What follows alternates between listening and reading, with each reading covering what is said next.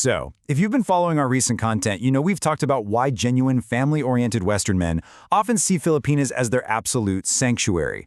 But today, well, today we really need to flip the coin. We're shining a harsh, unforgiving light on the dark side of international dating apps. Because, look, the internet is a massive equalizer, and unfortunately, it definitely doesn't just attract the good guys.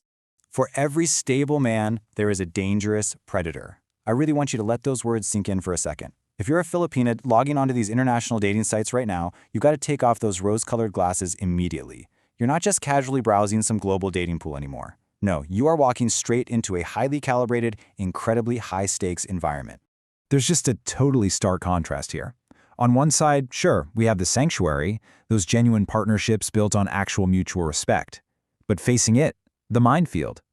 The algorithms running these apps have literally weaponized the desires of foreign men, tracking profiles almost like prey. Going into this digital arena blind, without a solid strategy or knowing exactly who is on the other side of that screen, it's going to end in a total wreck. You absolutely must know what you're dealing with. Okay, let's dive into this. Section 1, the threat catalog, decoding the 12 dangerous archetypes. This right here is where we map out your survival guide. These are the specific profiles you absolutely need to memorize, spot instantly, and literally block without a second thought. Our first archetype, the Neocolonial Master. See, this man isn't looking for a wife, he's looking for a modern-day maid. He targets the Philippines specifically because he wants a cost-effective domestic slave. He fully expects you to clean his house, cook his meals, and manage all his chores entirely for free. And the craziest part, he expects your utter, undying gratitude for the privilege. He literally takes your complex humanity and just reduces it down to a cruel spreadsheet of saved money. Then we run into a truly cold archetype, the biological surrogate. This guy, he doesn't see you as a complex, feeling human being with your own dreams. Not at all. He views you strictly as a high-fertility incubator. He wants a legacy, right? He wants offspring to carry his last name. But he completely dismisses the idea of you as an equal partner in actually building that family. To him, you're nothing more than a vehicle for his own genetic continuation. It's so clinical and honestly, deeply dehumanizing. Next up are the emotional vampires. And man, these compound quickly. First, you've got the bottom-tier validation seeker. Completely invisible in his home city, he logs on solely to feed his starved ego on your warm, polite nature. Then there's the fragile ego man-child. The very second you try to establish a boundary or say the word no, he turns incredibly vindictive. And finally, the attention vampire. He demands 24/7 access to your life, dropping endless video calls while he drives, eats, sleeps, you name it. He will absolutely drain your time, your career, and your sanity just to cure his own pathetic loneliness. Now this brings us to what is probably the most emotionally lethal archetype on the internet, the avoidant love bomber.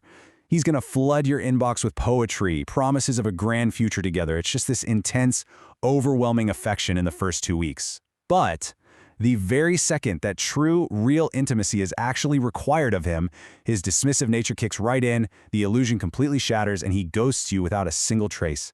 We also have to expose the pure exploiters. The borderline predator? He's hypersexualized, porn-addicted, and will push for explicit photos within minutes of chatting, completely disrespecting your strength and boundaries. The free nanny? He's overwhelmed with kids back west and masquerades his need for free babysitting as romance. The trophy collector. He's keeping a whole roster of Filipinas just to brag to other men on private forums. And then, the hero syndrome narcissist. A completely delusional savior who demands you worship him like a god for allegedly rescuing you. The utter lack of respect with these guys is just staggering. Moving on to our next section, the grand illusions, fake equality, and culture clashes. So beyond those individual toxic profiles, we really have to look at the massive systemic traps waiting within international dating. Consider the dark irony of the 50-50 hypocrite. He proudly claims to be this modern man who believes in equality, but let's actually look at how this breaks down. He expects a strict 50-50 split on his side, the finances, the bills, the flights. But on your side, you're stuck carrying the exhausting mental load, the pregnancy, the sleepless nights of childcare, and even managing his bad habits. This isn't equality. It's just a fake, carefully constructed shield designed to protect his wallet while keeping your immense, exhausting labor entirely free. And then, of course, there's the whole reality of crossing borders. You aren't just dating a man. You are stepping into an entire culture of expectations. You might actually find yourself navigating a deeply suspicious or even prejudiced Western family structure. Just think about the exhausting mental energy it takes to prove you aren't some internet stereotype. You're out there balancing your own high-powered career, carrying the entire household, and managing the budget, all while he sits on the couch, acting immaturely, addicted to gaming, losing money on gambling apps, or texting other women because he simply refuses to grow up. So, the crucial point is this. Section 3, the turning point. The choice is yours.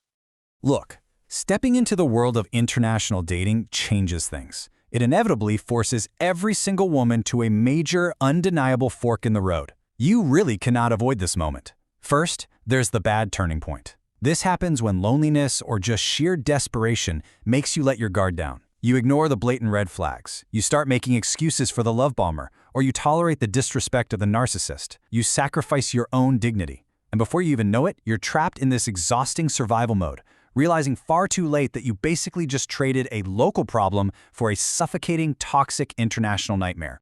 But, hey, there is an alternative here. The good turning point. This is your moment of absolute empowering clarity. This is where you, as a brilliant, independent woman, truly realize your immense worth. You completely refuse to shrink yourself just to fit a foreigner's toxic fantasy. You become the ultimate gatekeeper. You spot these archetypes from a mile away, you block the creeps instantly, and you fiercely hold out for a true anchor, an equal partner who honors your mind and actually respects your boundaries.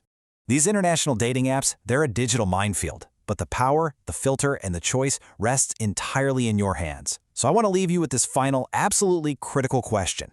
Are you going to be prey, or are you going to be the gatekeeper of your own life? I really want to hear from you on this. Dive into the comments below and tell us which of these 12 archetypes you've encountered on the apps. Let's call them out, share our experiences, and protect each other. Stay sharp out there, and I will see you at the next turning point.